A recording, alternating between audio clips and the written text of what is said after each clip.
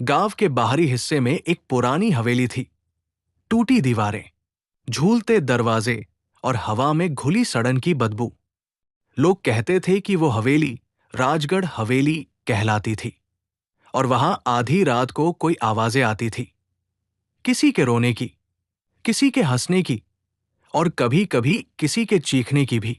गांव के लोग उस रास्ते से रात में गुजरने से डरते थे। बच्चों को डराया जाता, अगर पढ़ाई नहीं करोगे तो हवेली की चुड़ैल पकड़ ले जाएगी। लेकिन हर कहानी के पीछे कोई सच्चाई होती है और इस हवेली के पीछे एक खूनी रहस्य छिपा था।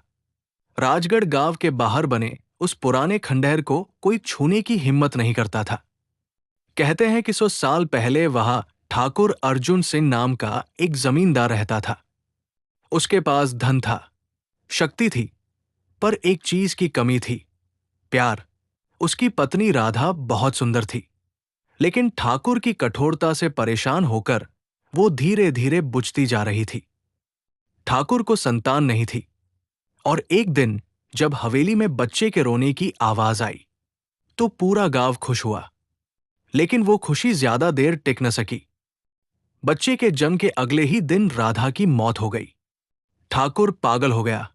उसने हवेली बंद कर दी, नौकरों को निकाल दिया और बच्चा भी रहस्यमय तरीके से गायब हो गया। उसके बाद से हवेली पर शाप लग गया। जो भी वहां गया या तो मर गया या पागल होकर लौट आया। सालों बाद शहर से कुछ युवा गांव में घूमने आए। आदित्य, काव्या, रोहित और सिया, ये सब एक यूट्यूब चैनल चलाते थे, हॉन्टेड एक्सपीरियंस। उनका काम था डरावनी जगहों की सच्चाई खोजना। जब उन्होंने राजगढ़ हवेली के बारे में सुना तो वही उनका अगला टारगेट बन गई। गांव वालों ने बहुत मना किया, खासकर बूढ़े पंडित ने। बेटा, उस हवेली में सिर्फ भूत नहीं, अधूरी आत्मा है। जो अंदर गया वो कभी पहले जैसा नहीं लौटा। लेकिन युवाओं को कौन समझाए? रात के 12 बजे कैमरे, टॉर्च और मोबाइल लेकर वे निकल पड़े।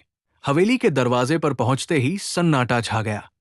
हवा रुक गई थी, कुत्तों की भौंकने की आवाज बंद हो चुकी थी। आदित्य ने कैमरा चालू किया।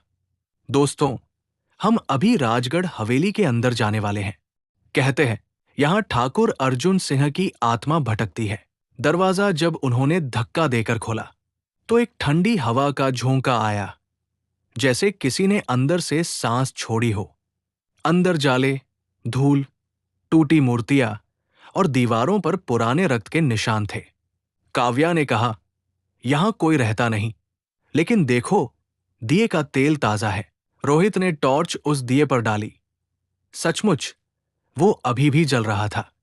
धीरे धीरे हवेली की गलियों में वे अंदर बढ़ने लगे।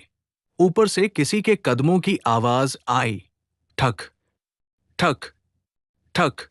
सिया डर गई, कोई ऊपर है। आदित्य बोला, चलो देखते हैं, शायद कोई बिच्छू या जानवर हो। जब वे ऊपर पहुंचे तो एक कमरे के दरवाजे पर खून से लिखा था, वो लौट आएगा। सभी के शरीर में झुरझुरी दौड़ गई। अचानक कमरे के अंदर से बच्चे के रोने की आवाज आई। आ सिया कांपते हुए बोली, ये तो छोटे बच्चे की आवाज है। दरवाजा खोलते ही सबके कैमरे बंद हो गए। कमरे में बस एक झूला हिल रहा था और दीवार पर वही तस्वीर थी, ठाकुर अर्जुन सिंह की। लेकिन अब तस्वीर में कुछ अलग था। ठाकुर की आंखें लाल थी, जैसे किसी ने उसमें खून भर दिया हो। रोहित ने डर के मारे कैमरा नीचे गिरा दिया। तभी एक परछाई दीवार पर उभरी, लंबी, बाल हवा में उड़ते हुए और चेहरे पर गहरी परछाई। वो बोली, क्यों आए हो? मेरी नींद क्यों तोड़ी? सब जड़ हो गए। काव्या ने बुदबुदाया, तुम कौन हो? आवाज फिर आई, मैं राधा हूं, जिसने अपने बच्चे को खो दिया, जिसने अपने पति का अत्याचार सहा, जिसने इस हवेली को शाप दिया। हवा तेज हो गई, दरवाजे अपने आप बंद हो गए और हवेली में एक भयानक चीख गूंज उठी।